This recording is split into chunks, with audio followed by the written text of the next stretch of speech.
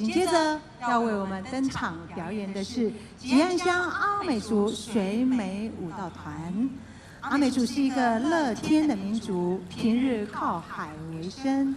每年的6月，也就是部落丰年祭前的前1个月，都要举行隆重的河海神仪式。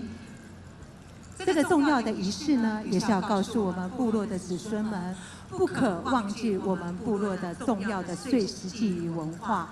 接下来，我们就来掌声欢迎吉安乡阿美族水美舞蹈团的演出，尖叫声！ Sabari, yuhu, telah-telah Bapak Kanita.